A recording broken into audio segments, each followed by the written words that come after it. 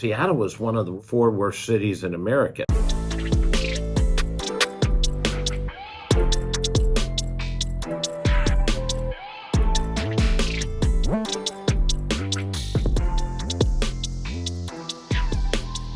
We're doing a promotional tour of this documentary and film called No Address, to raise awareness and help to find solutions for this crisis in America because of the rise of homelessness after the pandemic, after COVID. Ecosystem of open air drug use, dealing, buying, selling. This is where they hang out. This is a open air drug scene. This is what the mayor needs to break up. We're in the heart of it in downtown Seattle right now. So you're seeing a lot of young people, a lot of homelessness, a lot of drug addiction, a lot of mental health issues. That's why we're here. We're here to keep having the dialogue about how to create a solution to this. Fentanyl is the #1 killer in the United States of America. Billy, look at this. Yeah. This guy's just lying on the ground. Blessing. What's up? Somebody give me an address. How old? 22.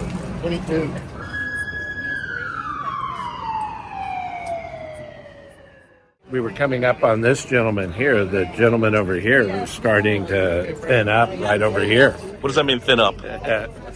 Taking fentanyl, So, oh, he was using fentanyl. Yeah, so just in front of a person who's collapsed and a seizure. I've called 911. They're sending the medic team, and hopefully also we'll dispatch the new cares team. Police are just standing here.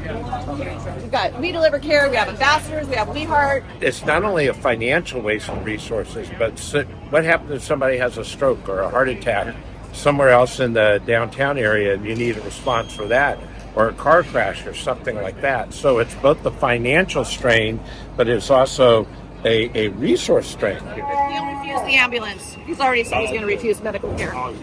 However this drug works, it won't let him leave. I think they think they'll miss something. It's sad because if he's overdosed, if he's on drugs or he's having a seizure because he's epileptic, he'd be much better if you let them take him to the emergency room. These guys were all like, he's fine. I'm like, he's not fine. Well, he's not having an overdose. He's not fine. That kid, Blessing, 22 years old, he won't stand much of a chance. He won't be around very long if he doesn't get the proper help. We don't start directly addressing the fentanyl crisis in America. This is just going to repeat itself thousands of times a day around America. He's not in the proper frame of mind to make that decision on his own behalf. Maybe somebody should make that decision for him and put him in a 72-hour, hold so that he can sober up a little bit and detox a little bit so he can make a more informed decision for... It's called a 5150 involuntary hold. Yeah, the firefighters, though, said that would be kidnapping. Is he rejecting the help? Yep. Yes, he is. So you can't just take him? You can't... No, that's called kidnapping. You heard that? Yeah. Was there any way we could have done intervention? Was there any way? Not under the current laws. That individual is not capable at this point of making a decision on whether he needs help or not.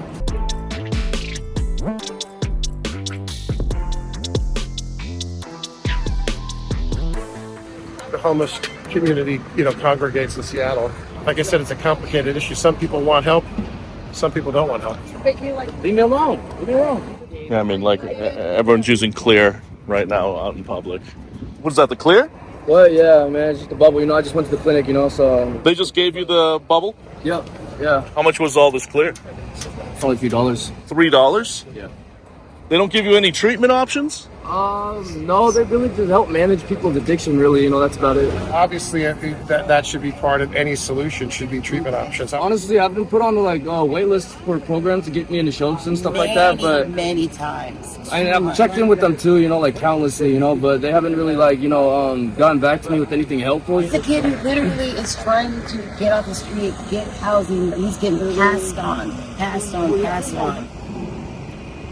it's hard. I'm here to try to raise awareness and compassion and try to find comprehensive solutions: housing, education, healthcare, jobs, mental health care, addiction treatment. Most everybody over here is doing fentanyl, it looks like. It doesn't look like meth anymore. Everyone out here is either doing the Clear or Fetty, right? Yeah. How do you know it's fentanyl? It's because when you take your hit, your peripherals are still in your hand. You go unconscious faster than you can put up your peripherals. And so that's how you can tell. If you got the services to go into a program to get treatment and try to get sober, or would you be interested in that? Yeah. I wish you well, man. I wish you well. Billy, Welcome to the White House. 1600 Pennsylvania Avenue, right here on 3rd Ave. This is somebody that wants to be on the streets. This is pretty established. They're really intending on being here a while. You know, if he planned on going to shelter, he wouldn't go through all that effort, would he? This is not about housing. It's about untreated mental illness and substance abuse. I would say at least 20. This place has been cleared out at least 20 times in the past 2 years. They just go from this alley over one street into the next one and back. Just whack-a-mole. It's, you know, they'll clean this area and get it tidied up for a bit and let the other area just kind of fall apart and then just do it again. Until we start working on untreated mental illness and substance abuse, this is not going to get cleaned up.